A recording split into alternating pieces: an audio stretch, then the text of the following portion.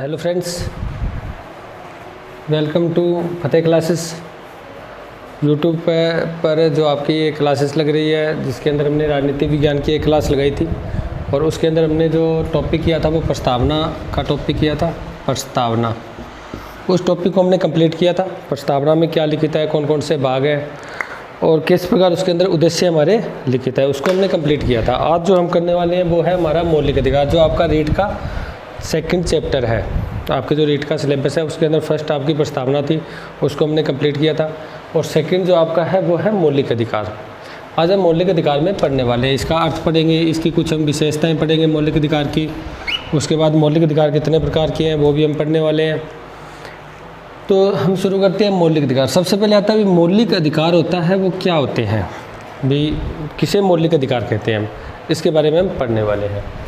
देखो, इसको करने से पहले बता देते हैं, ये आपके संविधान में भाग 3 में इसको रखा गया है और जो ये आर्टिकल है वो 12 से लेकर 35 तक इस आर्टिकल के अंदर टोटल मौलिक अधिकार प्रदान किए गए हैं। भाग 3 और आर्टिकल जो अनुच्छेद है वो 12 से लेकर 35 तक टोटल आर्टिकल है। देखो, भाग 3 है, इसको हम क्या बोलते हैं, इसको हम मेग्ना कार्टा बोलते हैं। क्या बोलते हैं? मेग्ना कार्टा। देखो, इसका कोई संबंध है, मेग्ना कार्टा का भी संबंध है, क्योंकि ब्रिटेन के अंदर, इंग्लैंड के अंदर सबसे पहले 1215 में वहाँ का राजा था, उसने कुछ अधिकार दिए थे, कुछ एक घोषणा पत्र दिया था उस, जिसके अंदर अधिकार उल्लेखित थे, यानी अपने मजदूरों को, अपनी जनता को अधिकार प्रदान किए थे। उसी को हम क्या कहते हैं, उस टाइम उसको मेग्ना कार्टा कहा जाता था। और भाग 3 में भी मौलिक अधिकार है, यानी नागरिकों को, यहाँ के व्यक्तियों को अधिकार दिए गए हैं। इसी कारण भाग 3 को भी क्या कहा जाता है, मेग्ना कार्टा कहा जाता है। तो आपको सबसे पहले तो शुरुआत यहीं से करनी है मौलिक अधिकार की। ये भाग 3 में है और ये आर्टिकल 12 से लेकर 35 तक है। और जो भाग 3 है उसको हम क्या बोलते हैं, मेग्ना कार्टा के नाम से जानते हैं। अब आती है बात आगे अपने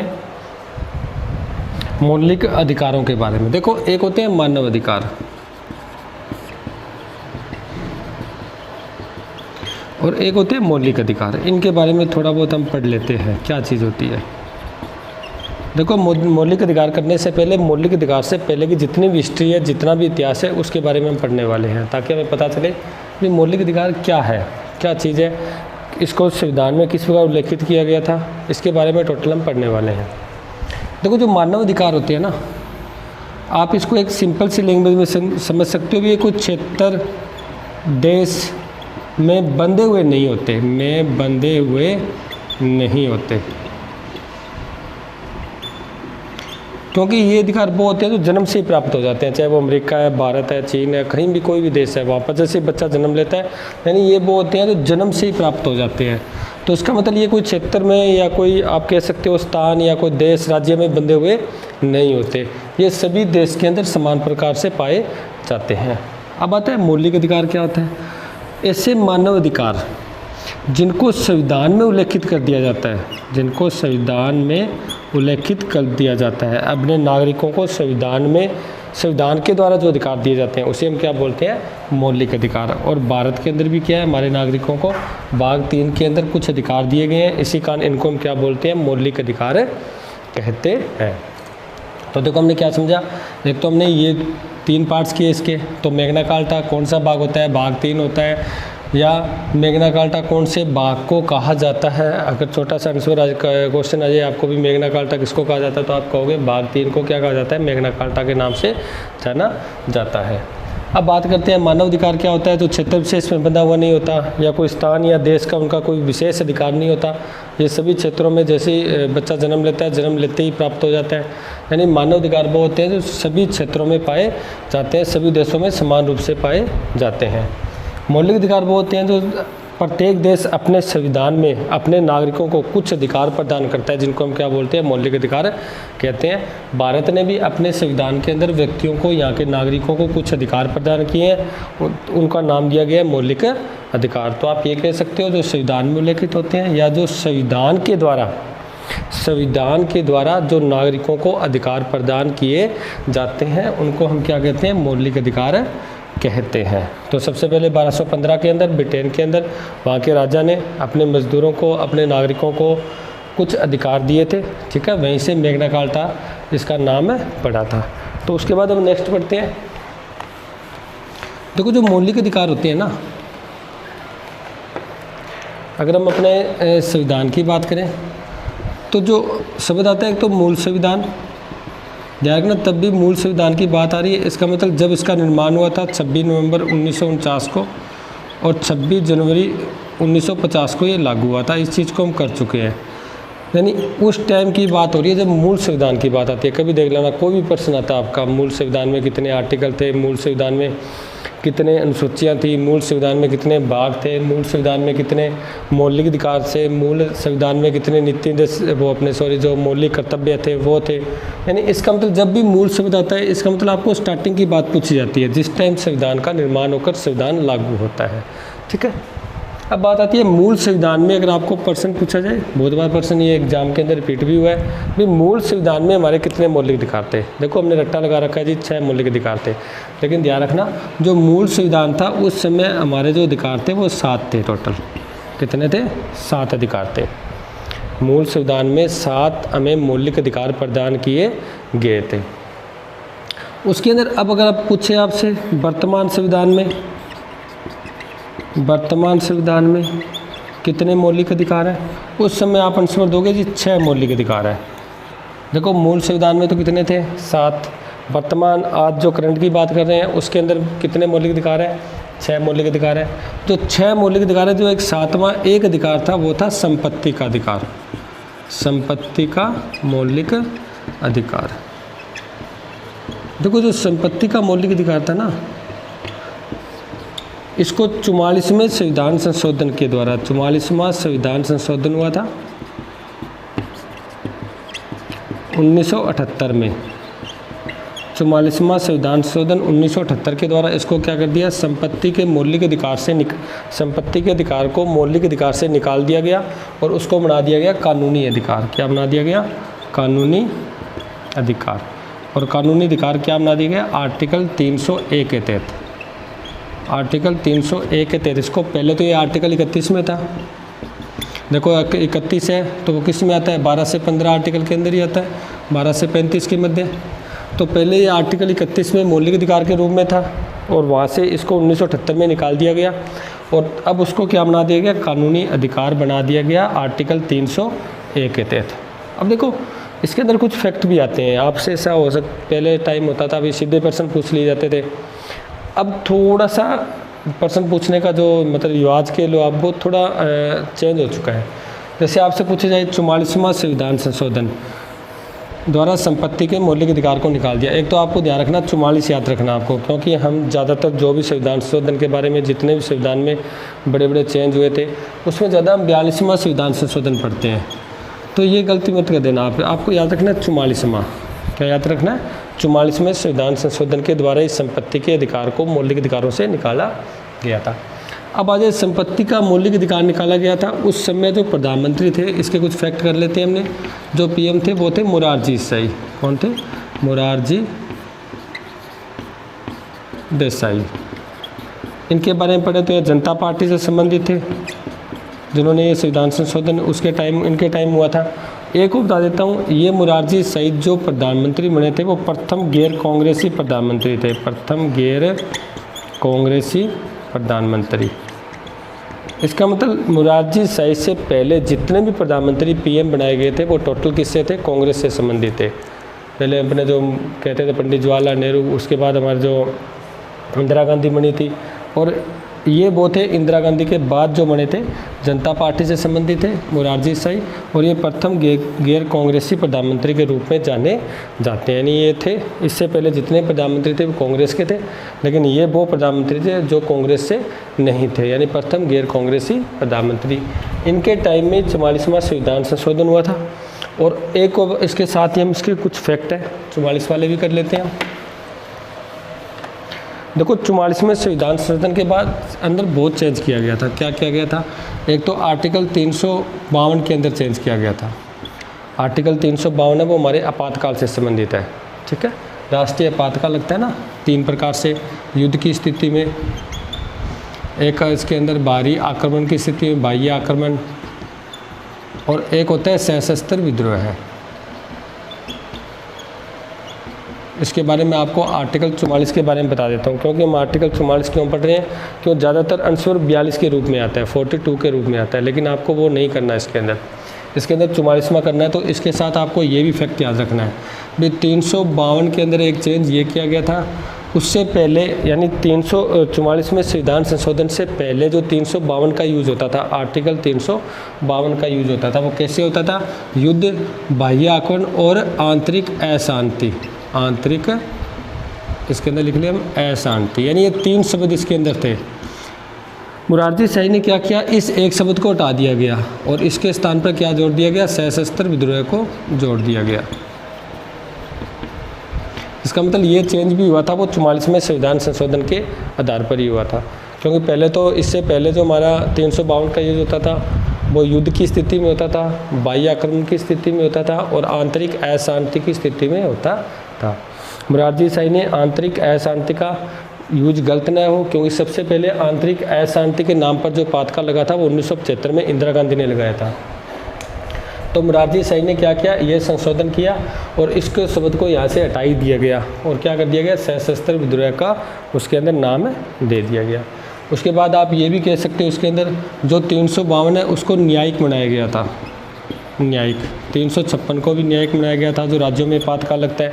न्यायिक कैसे, पहले जब जैसे ही पातका लगता था तो हम न्यायालय में नहीं जा सकते थे उसके विरुद्ध, लेकिन अब हम क्या जा सकते हैं, न्यायालय में भी जा सकते हैं अगर इसका गलत यूज होता है। ठीक है, तो यानी 44 में संविधान संशोधन के द्वारा हमारे संविधान में ये कुछ चेंज हुए थे। और आपको एक बात बता देता हूँ, हमारे जो संविधान के अंदर है, ध्यान रखना, हमारे जो संविधान में जो शब्द का यूज है वो है मंत्रिपरिषद, मंत्रिपरिषद, कहीं भी मंत्रिमंडल का यूज नहीं है। लेकिन 44वें संविधान संशोधन के द्वारा 352 में ये शब्द जोड़ दिया गया मंत्रिमंडल, यानी हमारे पूरे संविधान में अगर पूछे ना मंत्रिमंडल शब्द का यूज है तो वो एक ही बार है, वो है 352 के 2 में ये लिखा गया है कि राष्ट्रपति जब 352 का यूज करेगा, उसका उपयोग करेगा, आपातकाल का उपयोग करेगा तो मंत्रिमंडल की लिखित परामर्श से करेगा, मंत्रिमंडल की लिखित परामर्श से क्या करेगा, इसका यूज करेगा 352 का।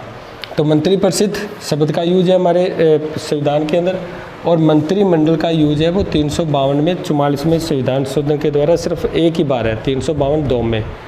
उसके अंदर क्या लिखा गया है, राष्ट्रपति जब 352 का उपयोग करेगा तो वो मंत्रिमंडल की लिखित परामर्श से ही उसका उपयोग करेगा। ठीक है, अब हम 44वां थोड़ा बहुत इनके साथ अगर फैक्ट को जोड़ दोगे तो अब ये बात भूलेंगे नहीं भी 44 में संविधान संशोधन 1978 के द्वारा ही क्या किया गया था, संपत्ति के अधिकार को मौलिक अधिकार से निकाल दिया गया और उसको क्या बना दिया गया, कानूनी अधिकार, यानी 300A आर्टिकल में इसको रख दिया गया। उसके बाद आगे हम पढ़ें मौलिक अधिकार के रूप को। देखो, मौलिक अधिकार करने से पहले हम क्यों न इसकी विशेषताएं पढ़े भी, मौलिक अधिकार की क्या विशेषताएं हैं, ऐसी क्या चीज़ है। तो देखो, मौलिक अधिकार की विशेषता समझना, एक तो ये नकारात्मक प्रवृत्ति के होते हैं, नकारात्मक प्रवृत्ति, क्योंकि इसके अंदर नहीं शब्द का यूज होता है। किसका शब्द होता है, नहीं शब्द का यूज, इसी कारण इसको नकारात्मक प्रवृत्ति के बोलते हैं। क्यों, क्योंकि व्यवस्थापिका कोई ऐसा कानून नहीं बना सकती, संसद कोई ऐसा कानून नहीं बना सकती जो मौलिक अधिकारों का हनन करता हो, मौलिक अधिकारों को नुकसान पहुंचाता हो या उस पर कुछ ना कुछ प्रतिबंध लगाता हो। कार्यपालिका ऐसा कोई डिसीजन या निर्णय नहीं ले सकती जिससे मौलिक अधिकार को कोई नुकसान हो। इसी कारण नहीं शब्द आता है, यानी इसका मतलब ये नकारात्मक प्रवृत्ति के माने जाते हैं। और मौलिक अधिकार है वो राजनीतिक लोकतंत्र की स्थापना करते हैं, इस चीज़ को मत भूलना, ध्यान रखना। मौलिक अधिकार राजनीतिक लोकतंत्र की स्थापना करते हैं। इसके साथ ही बता देता हूँ आपको मैं, जो नीति निर्देशक तत्व होते हैं, नीति निर्देशक तत्व, वो आर्थिक व सामाजिक लोकतंत्र की स्थापना करते हैं, आर्थिक व सामाजिक लोकतंत्र। ये चीज़ आपको, इन फैक्ट को आपको याद रखना है, भी ध्यान रखना। जो मौलिक अधिकार होते हैं वो नकारात्मक प्रवृत्ति के होते हैं, क्योंकि इसके अंदर नई शब्द का यूज होता है। और मौलिक अधिकार होते हैं वो राजनीतिक लोकतंत्र की स्थापना करते हैं। और जो नीति निर्देशक तत्व होते हैं वो आर्थिक व सामाजिक लोकतंत्र की स्थापना, यानी आर्थिक व सामाजिक लोकतंत्र की स्थापना करने के लिए नीति निर्देशक तत्वों को संविधान में जोड़ा गया था। और राजनीतिक लोकतंत्र के लिए मौलिक अधिकारों को संविधान में जोड़ा गया था। उसके बाद हम इसके बारे में पढ़ते हैं कुछ। नेक्स्ट जो जितने भी हमारे जो वर्तमान में आपको 6 मौलिक अधिकार दिए गए हैं, 6 मौलिक अधिकार, इनके बारे में पढ़ते हैं हम। कौन कौन से हैं, इनके कौन कौन से आर्टिकल हैं। आर्टिकल तो आपको वैसे तो मैंने ग्रुप तो बता चुके हैं भाग 3 में, और जो आर्टिकल है वो 12 से लेकर 15 तक 35 तक है, सॉरी 12 से 35। अब थोड़ा हम पढ़ लेते हैं, क्योंकि आर्टिकल जो आपका मौलिक अधिकार शुरू होता है ना, समानता का अधिकार, वो 14 से शुरू होता है। लेकिन उससे पहले जो आर्टिकल 12 और आर्टिकल 13 है वो क्या है, इनके बारे में थोड़ा इंपॉर्टेंस है, वो पढ़ लेते हैं। देखो आर्टिकल 12 होता है, इसके अंदर राज्य की परिभाषा दी गई है। राज्य की परिभाषा भी, जो भी राज्य की परिभाषा, जो संस्थाएं हैं राजनीतिक सामाजिक कोई संस्थाएं हैं जो सरकार के द्वारा अनुदानित है, सरकार द्वारा चलाई जाती है, जो भी कंपनियां हैं, जो सब कुछ की आती है वो राज्य की परिभाषा में आती है। ये बात ध्यान रखना, जितने भी हमारी यहाँ कंपनियां हैं, जितने भी जो राज्य के द्वारा अनुदानित जो संस्थाएं हैं, ठीक है, राज्य के द्वारा संचालित संस्थाएं हैं, वो सब किस में आती है, राज्य की परिभाषा में आती है। उसके बाद नेक्स्ट 13 आपको क्या कहता है, 13 आपको ये कहता है भी यदि कोई व्यवस्थापिका या संसद कोई ऐसा कानून बनाती है, कोई ऐसा कानून बनाती है जो मौलिक अधिकारों का नुकसान कर रहा है या उस पर कुछ ना कुछ प्रतिबंध लगा रही है या उसका हनन हो रहा है, तो ऐसी स्थिति में जो हमारा न्यायपालिका है, न्यायपालिका, उसके पास एक अधिकार होता है जिसको बोलते हैं हम न्यायिक पुनरावलोकन। न्यायिक पुनरावलोकन, इसका मतलब न्यायपालिका क्या कर सकती है, उस कानून को फिर से अवलोकन कर सकती है। अवलोकन करना जानते हो, मूल्यांकन करना, फिर से अवलोकन, पुनः मतलब फिर से अवलोकन करना, यानी फिर से उसका अवलोकन करना, उसकी जांच करना। न्यायपालिका क्या कर सकती है, उसकी जांच कर सकती है। उस जांच के दौरान वो क्या करती है, वो देखती है भी वो मौलिक अधिकारों का नुकसान, हनन, प्रतिबंध कर लगा रहा है या नहीं लगा रहा। अगर वो किसी न किसी कारण संविधान का अतिक्रमण कर रहा है वो कानून, या हमारे मौलिक अधिकारों पर कुछ प्रतिबंध लगा रहा है, तो न्यायपालिका इस अधिकार का यूज करते हुए उस कानून को अवैध घोषित कर सकती है। अवैध घोषित कर सकती है। ये है हमारे आर्टिकल 13 में। इसका मतलब जो न्यायिक पुनरावलोकन है, ध्यान रखना, वो यूएसए जो संयुक्त राज्य अमेरिका है उसके संविधान से लिया गया है। अभी हमें हमारे अधिकारों को सुरक्षा दी गई है न्यायपालिका के द्वारा, क्योंकि न्यायपालिका हमारे अधिकारों की स्पष्ट रूप से हाई कोर्ट, सुप्रीम कोर्ट हमारे अधिकारों की क्या करती है, सुरक्षा करती है। अब हम बात करते हैं आगे यानी आर्टिकल 13 में यही है भी अगर कोई संसद कोई ऐसा कानून बनाए जो हमारे मौलिक अधिकारों का या संविधान का अतिक्रमण कर रहा है, संविधान के अकॉर्डिंग नहीं है, तो न्यायिक पुनरावलोकन शब्द का यूज करके, उस शक्ति का उपयोग करके वो क्या कर सकती है, उस कानून को अवैध घोषित कर सकती है, उसको ख़त्म कर सकती है। ये हमारे न्यायपालिका का क्या है, अधिकार है। यानी इससे हमारे मौलिक अधिकारों को क्या होती है, सुरक्षा होती है। अब हम बात करते हैं स्टार्टिंग से हमारे मौलिक अधिकारों की। देखो मौलिक अधिकार है, मैंने आपको बताया था वर्तमान में संविधान में जो मौलिक अधिकार है वो टोटल 6 मौलिक अधिकार हैं। कितने हैं, 6। तो 6 में जो फर्स्ट है वो है आपका समानता का अधिकार। समानता का अधिकार। सेकंड आपका है स्वतंत्रता का अधिकार।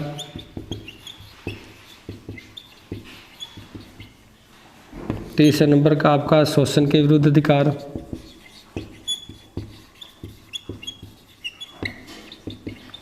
आगे हम नेक्स्ट करें चौथा, उसके अंदर आता है आपकी धार्मिक स्वतंत्रता का अधिकार। धार्मिक स्वतंत्रता का अधिकार। उसके बाद नेक्स्ट 5 नंबर का आपका आता है संस्कृति व शिक्षा का अधिकार। उसके बाद हम नेक्स्ट लास्ट की बात करें तो वो होता है संवैधानिक उपचारों का अधिकार। संवैधानिक उपचारों का अधिकार। देखो सबसे पहले तो हमें इनका क्रम पता होना चाहिए। समानता का, स्वतंत्रता का, शोषण के विरुद्ध, धार्मिक स्वतंत्रता, संस्कृति व शिक्षा और संवैधानिक उपचारों का अधिकार। क्योंकि जब भी हमें पता है कोई आर्टिकल, कोई ऐसा हमें क्वेश्चन मिल जाता है जिसके अंदर हमें याद नहीं होता ना, हमने नहीं पढ़ा होता, फिर भी उसको हम कर सकते हैं, क्योंकि हमें पता होता है जो हमारा मौलिक अधिकार है वो आर्टिकल 12 से लेकर 35 तक का है। इस चीज़ को हमें नहीं भूलना। फर्स्ट, सेकंड हमें क्या नहीं भूलना, इसका क्रम नहीं भूलना। समानता, स्वतंत्रता, शोषण, धार्मिक, संस्कृति, संवैधानिक। अगर हम छोटी सी इसको ट्रिक के रूप में देखें तो ध्यान से देखो आप, एक जब छोटी बच्ची का जन्म होता है, छोटे बच्चे होते हैं, उनको क्या होता है, समानता होती है। हमेशा देखना, बच्चे होते हैं वो सभी समान माने जाते हैं, सबको समान रूप से उसको रखते हैं। लेकिन जैसे जब वो बड़े हो जाते हैं तो वो स्वतंत्रता चाहते हैं। आप देख लो, जब भी युवावस्था आती है, जब आप पढ़ते हो आप, युवावस्था के अंदर क्या है, सभी स्वतंत्रता की मांग करते हैं। जब बच्चे और बड़े होते हैं, जैसे बच्ची उनकी 23-24 साल की होगी, उसके बाद उसकी शादी हो जाती है, तो ससुराल जाके उनका शोषण होता है, वहाँ से ज़्यादा काम करवाया जाता है। पहले वो अपने वहाँ काम नहीं करते अपने गांव में, लेकिन जैसे ही वो ससुराल जाते हैं, ज़्यादा काम होते हैं, उनका शोषण होना शुरू हो जाता है। उसके बाद नेक्स्ट जब वो 27-28 साल की हो जाती है, तब वो क्या होती है, धार्मिक प्रवृत्ति की हो जाती है। आप देख लो, ससुराल के अंदर कोई बच्ची जाती है, पहले तो वो उनका शोषण होता है, फिर वो धर्म की तरफ ज़्यादा आकर्षित हो जाती है, यानी धार्मिक पूजा पाठ में शुरू हो जाती है। उसके बाद नेक्स्ट उसको शिक्षा आ जाती है, भी हमें ये काम करना ही पड़ेगा, चाहे हम हंसकर करें चाहे रोकर करें। और उसके बाद लास्ट आता है संवैधानिक उपचारों का अधिकार। कहने का मतलब इसका आप क्रम याद कर सकते हो, अगर आप थोड़ा बहुत इसको सिस्टम से याद करो तो इसका क्रम याद हो सकता है। तो सबसे पहले तो आपको ये ग्रुप याद करना है, 12 से लेकर 35 तक का है, भाग 3 में है। सेकंड जो आपका स्टेप है वो है इनका क्रम। अब इनके क्रम के साथ साथ हमें इनके भी अलग अलग समूह पता होना चाहिए। भी जो समानता का अधिकार है वो कौन से आर्टिकल में है, स्वतंत्रता अधिकार है वो कौन से आर्टिकल में है। तो पहले बात करते हैं समानता, ये है 14 से लेकर 18 तक। इसका मतलब 14 से लेकर 18 तक जितने भी आर्टिकल आएंगे वो समानता के अधिकार से संबंधित आएंगे। इसको हम पढ़ेंगे आगे। 14, 15, 16, 17, 18 यानी टोटल इसके अंदर अधिकार दिए गए हैं वो 5 अधिकार दिए गए हैं, ये भी आपको पता होना चाहिए। यानी 5 आर्टिकल इसके अंदर आप जिसके अंदर हमें अधिकार प्रदान किए गए हैं। स्वतंत्रता का अधिकार जो आपका 19 से लेकर 22 तक है, ठीक है। उसके बाद शोषण के विरुद्ध जो 23 और 24 है, 23 व 24 आर्टिकल दिए गए हैं। धार्मिक स्वतंत्रता अधिकार जो 25 से लेकर 28 तक आप पढ़ोगे। उसके बाद संस्कृति व शिक्षा का अधिकार जो 29 व 30 पढ़ोगे। और उसके बाद संवैधानिक उपचारों का अधिकार जो 32 पढ़ोगे। और जो आर्टिकल 31 है वो मैं आपको पहले ही बता चुका हूँ। आर्टिकल 31 जो संपत्ति का मौलिक अधिकार था इसको तो हटा दिया गया है, और इसको आर्टिकल 31 को क्या बना दिया गया, आर्टिकल 301 के रूप में इसको कानूनी अधिकार बना दिया गया। इस चीज़ को हम पढ़ चुके हैं। तो आपको स्टेप बाय स्टेप चलना है। सबसे पहले आपको इसको याद करना है, भाग 3 को मैग्ना कार्टा कहते हैं। ये मौलिक अधिकार है, संविधान में उल्लेखित होते हैं, नागरिकों को प्रदान किए जाते हैं, ठीक है। और ये 12 से 35 तक होते हैं। समानता का अधिकार होता है वो 14 से 18 के मध्य होता है। स्वतंत्रता का होता है वो 19 से 22 तक आप पढ़ोगे। उसके बाद शोषण के विरुद्ध अधिकार है वो 23 व 24 पढ़ोगे आप। धार्मिक स्वतंत्रता अधिकार है वो 25 से लेकर 28 तक पढ़ोगे आप। और जो संस्कृति व शिक्षा का अधिकार है वो 29 और 30 पढ़ोगे। और संवैधानिक उपचारों का अधिकार आप 32 आर्टिकल पढ़ोगे आप, ठीक है। तो इनको आपको इसको सिस्टम से याद करना है। इनके आपको समूह पता होना चाहिए। समानता के अधिकार में आर्टिकल का कौन कौन सा समूह है, यानी आपको याद करना है। आपको इस प्रकार याद करना है ताकि कोई भी प्रश्न आए उसमें आप कन्फ्यूज ना हो, ठीक है। उस प्रश्न को आप बढ़िया तरीके से कर सको। क्योंकि अगर हम सारा कुछ इकट्ठा याद कर लें तो ऐसी स्थिति में क्या होता है, पता नहीं होता कौन सा किसका आर्टिकल है, ठीक। तो हम बात करते हैं पहले, सबसे पहले समानता के अधिकार के बारे में हम पढ़ते हैं। समानता का अधिकार,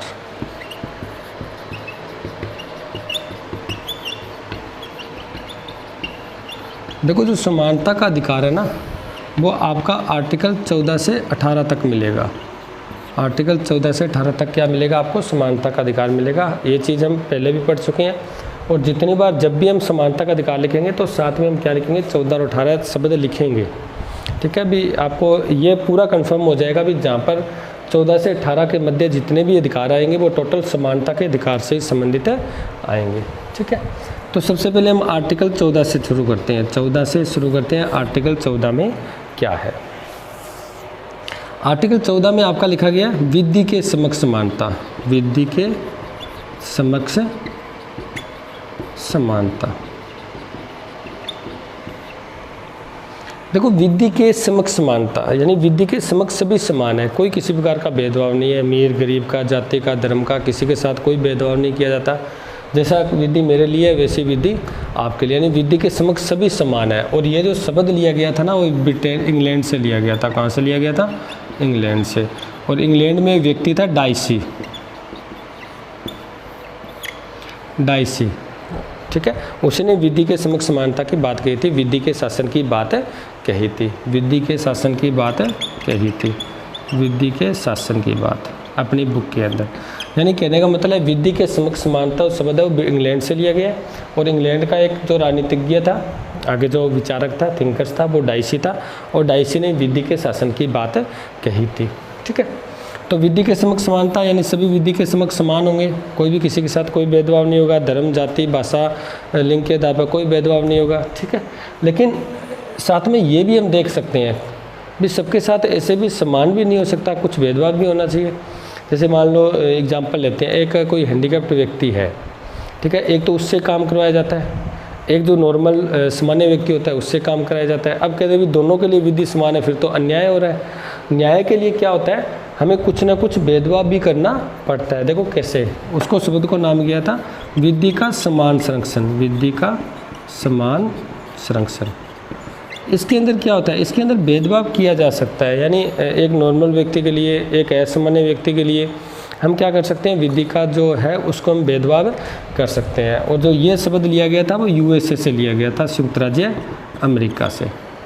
देखो, विधि के समक्ष समानता तो इंग्लैंड से लिया गया था, यानी सभी के लिए विधि समान है, कोई अमीर गरीब का कोई किसी प्रकार का भेदभाव नहीं है। लेकिन जहाँ पर उचित हो, जहाँ पर औचित्य हो, वहाँ पर विधि का क्या हो सकता है, भेदभाव भी हो सकता है। ठीक है, एक मेरे लिए अलग प्रकार की विधि के अंदर कुछ दूसरा व्यक्ति होता है, असामान्य व्यक्ति है, उसको कुछ छूट भी दी जा सकती है, हो सकता है मेरे को छूट नहीं मिले, यानी इसी तरीके में क्या हो सकता है, भेदभाव किया जा सकता है। नहीं, इसको हम बोलते हैं विधि का समान संरक्षण। ये भी आर्टिकल 14 में उल्लेखित है, ध्यान रखना। विधि के समक्ष समानता और विधि का समान संरक्षण, ये दोनों ही आर्टिकल 14 में उल्लेखित है। उसके बाद पढ़ते हैं हम आर्टिकल 15 को। आर्टिकल 15, देखो इसमें आर्टिकल 15 में कहा गया है भी जो जाति, धर्म, लिंग, क्षेत्र, जन्म स्थान के आधार पर भेदभाव नहीं होगा, के आधार पर भेदभाव नहीं होगा। ये हम इनके आधार पर क्या कर सकते हैं, भेदभाव नहीं कर सकते, यानी सभी क्या है, जो समानता का व्यवहार है। क्योंकि हम क्या पढ़ रहे हैं, समानता वाला टॉपिक पढ़ रहे हैं, इसका मतलब भेदभाव नहीं होगा धर्म के आधार पर, जाति के आधार पर, जन्म स्थान के आधार पर, ठीक है, क्षेत्र के आधार पर, इनके आधार पर भेदभाव नहीं किया जाएगा। लेकिन इसके अंदर एक आर्टिकल 15(3) भी है, इसके अंदर थोड़ा अलग मैटर है। इसमें यह कहा गया है भी राज्य क्या कर सकता है, राज्य निवास के आधार पर भेदभाव कर सकता है, राज्य निवास के आधार पर भेदभाव कर सकता है। देखो मान लो राजस्थान है, वो कहेगा जो यहाँ के निवासी है उनको वैकेंसी आती है, उसके अंदर उसको ज़्यादा पोस्ट दी जाती है, ज़्यादा अहमियत दी जाती है, यानी इसके आधार पर भेदभाव हो सकता है निवास के आधार पर। ये राज्य कानून लागू कर सकते हैं, कानून राज्य का क्या होता है, अधिकार होता है। इसका मतलब देखो 15 में तो ये लिखा गया है जाति, धर्म, लिंग, क्षेत्र, जन्म स्थान के आधार पर कोई भेदभाव नहीं होगा, सबको समान माना जाएगा, सबको समानता का अधिकार प्रदान किया जाएगा। लेकिन राज्य कर सकता है, राज्य निवास के आधार पर कानून बना सकता है भी जो उस राज्य का निवासी होगा उस वैकेंसी के अंदर, उस पोस्ट के अंदर सिर्फ वही अप्लाई कर सकता है, या उसको विशेष आरक्षण दिया जाता है, या उनको ज़्यादा महत्वपूर्ण इंपॉर्टेंस दी जाती है। ये आपके आर्टिकल 15(3) में उल्लेखित है भी राज्य निवास के आधार पर क्या कर सकता है, भेदभाव। इनके आधार पर भेदभाव नहीं होगा, लेकिन निवास के आधार पर राज्य क्या कर सकता है, कानून बना सकता है, भेदभाव कर सकता है। ठीक है, ठीक है अभी डियर स्टूडेंट, हम जो आगे जो इसको जो आपके 16, 17, 18 जितने भी आर्टिकल हैं, उसके बाद जितने मौलिक अधिकार के आर्टिकल हैं वो हम नेक्स्ट वीडियो में आपको बताएंगे। आज के लिए इतना ही। आपको स्टार्टिंग वाली मैटर है वो बढ़िया याद करना है भी मौलिक अधिकार क्या होते हैं, मानव अधिकार क्या होते हैं, मौलिक अधिकार के कौन कौन से समूह पाए जाते हैं, मूल में संविधान में कितने थे, वर्तमान में कितने थे, ठीक है। जो आपका 44वां संविधान संशोधन है उसका मूल्याधिकार में क्या रोल है, ये भी आपको पता होना चाहिए। बहुत इंपॉर्टेंट रोल है, ध्यान रखना। उस टाइम जो पीएम थे वो मोरारजी देसाई थे, प्रथम गैर कांग्रेसी प्रधानमंत्री जनता पार्टी से संबंधित थे। इस चीज़ को इनफैक्ट को हम कंप्लीट कर चुके हैं, तो इनको आप बढ़िया तरीके से याद रखना, इनके नोट्स वगैरह बना लेना। और जो हम नेक्स्ट आगे जो आपके मौलिक अधिकार है वो हम नेक्स्ट वीडियो में मिलेंगे। Thank you.